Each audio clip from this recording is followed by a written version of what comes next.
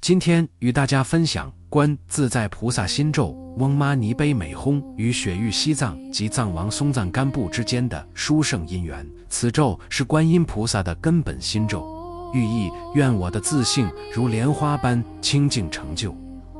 它与雪域、西藏及藏王松赞干布有着甚深连结，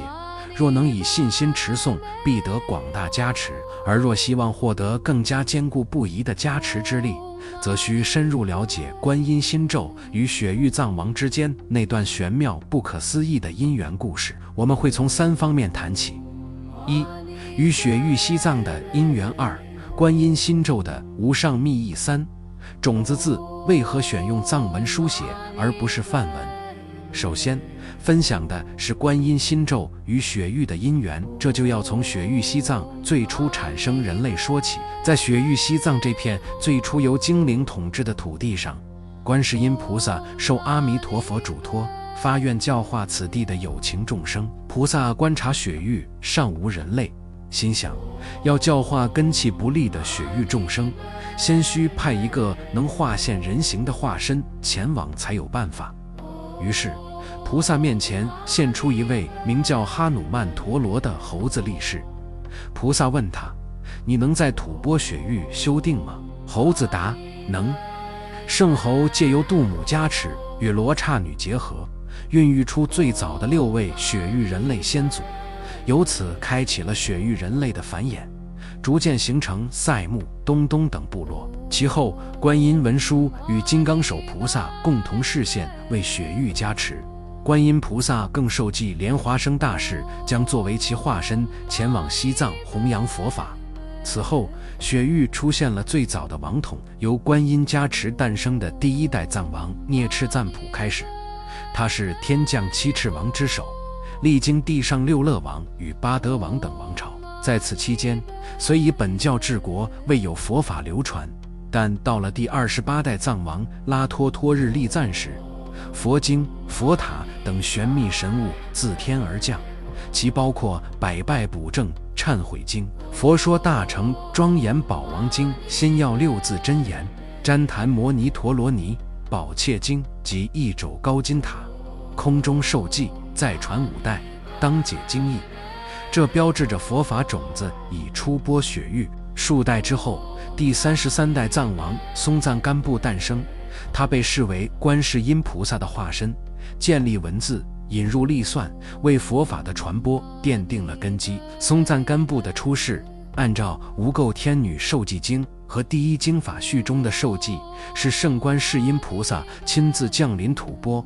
为了教化吐蕃有情众生而开展佛法，传言释迦牟尼佛的教法。其中玄秘神物一部经佛说大乘庄严宝王经心要6字真言，既是一部讲述嗡嘛呢呗美吽的来源、功德与修行要领的小经，是6字真言最核心的经典之一，强调其为大乘佛教的精髓与心髓。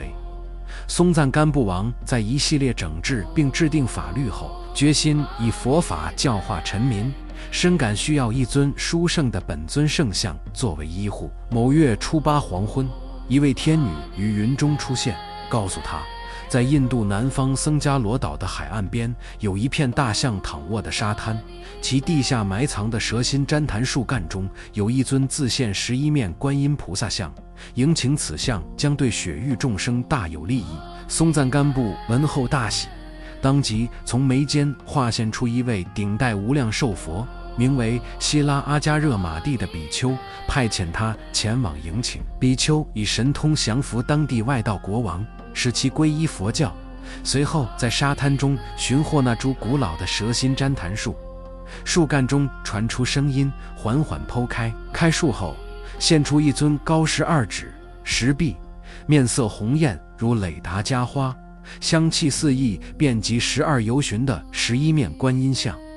比丘请得圣像后，又采集了当地的圣物，一段旃檀木、一束茅草，每根草间皆有7仙女献供之影、紫花与沉香，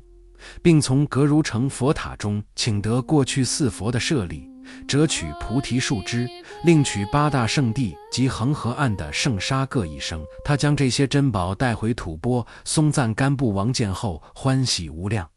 比丘绕王三匝，化作光明归于王眉间。藏王选出16名少女，专职供养此像，自己也常于像前静坐。此后，松赞干布又向此像祈请，盼能迎请尼泊尔的自现的佛像。这时，本尊向心间放出光明，照向尼泊尔边境一片旃檀林，林中一株白旃檀树内藏有4尊自现观音像。王在遣化身比丘前往，依前法截开树干，得4尊像，依觉沃加玛米像、3面6臂白旃檀像，自请安置于印尼交界处，以止息当地商人的种病。2. 觉沃五弥像1面4臂白旃檀像，愿往尼泊尔扬布亚冈，遏制瘟疫。3. 觉沃洼底像红色1面双臂像，将赴盲狱救治麻风病。4. 觉沃卡萨巴内像，自请作为松赞干布的本尊被迎回西藏，及后世著名的布达拉宫罗格肖惹佛像。至此，松赞干布心未念言，如今利益众生，再无障难。其化身比丘亦化光归入王身。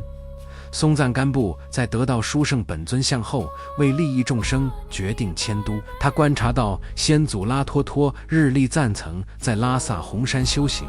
认定此地适宜弘法，于是毅然迁往拉萨。拉萨位于拉萨河北岸的极雪堂平原，中心有3座山，形似卧像的红山观音画线，如乐师的药王山金刚手画线，及似伏虎的帕马日山文殊画线。周围山峦的纹路还自然呈现出8吉祥图案。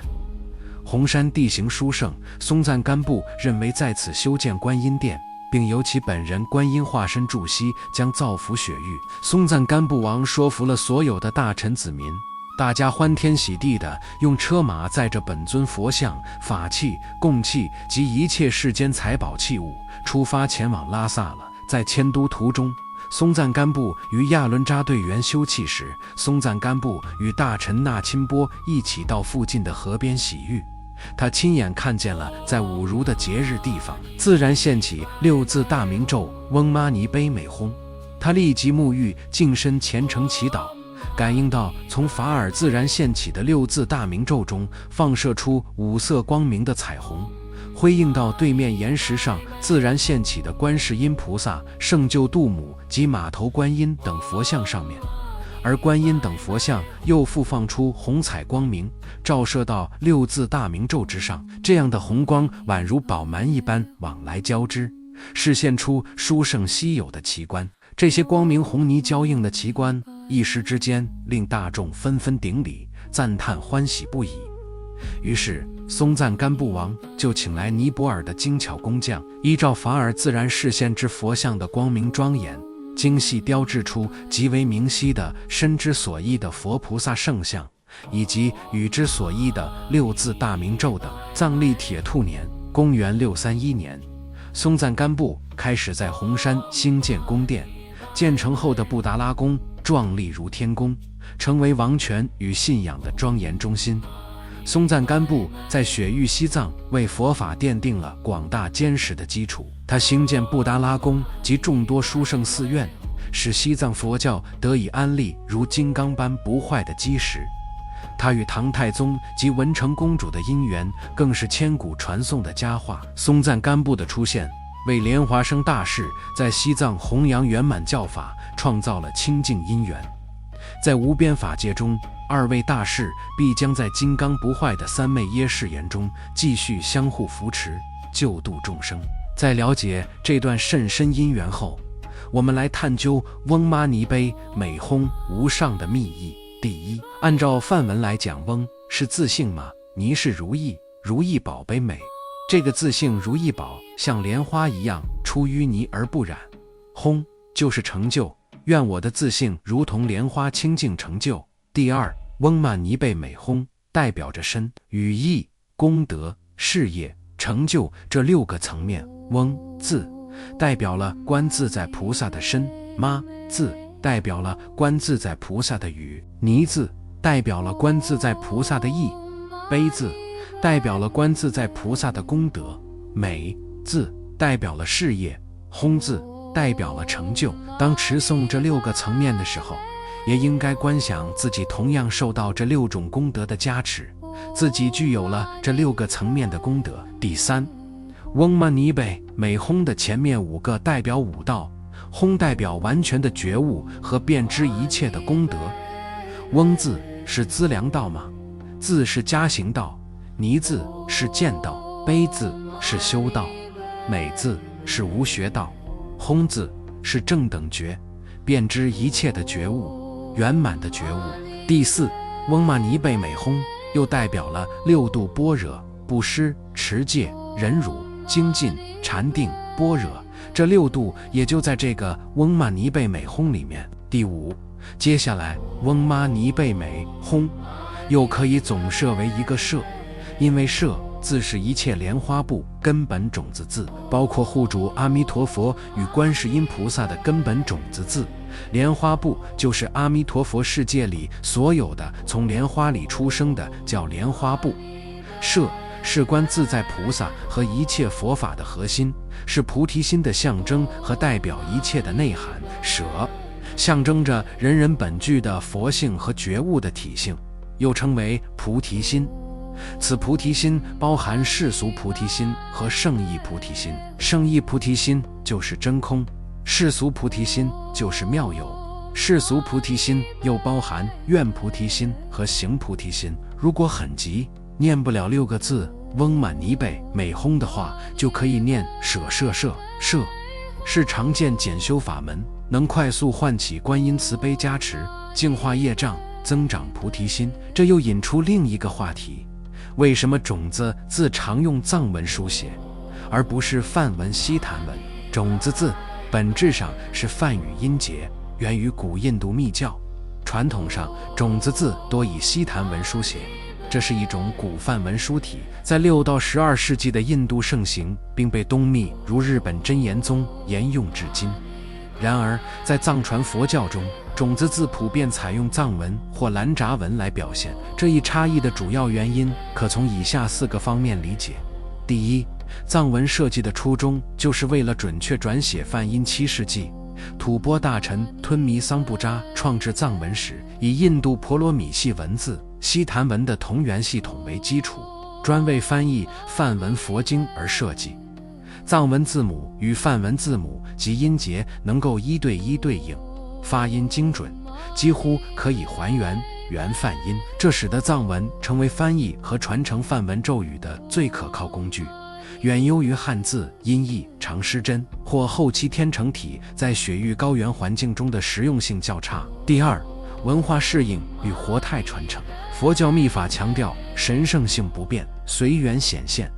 种子字的核心在于梵音本质不变，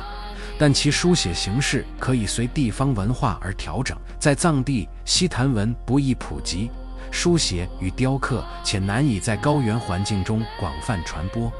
而藏文经本土化后，更便于大众书写、印刷、刻版与流通，从而形成标准化、活态化的传承。这正是不变随缘，随缘不变的智慧体现。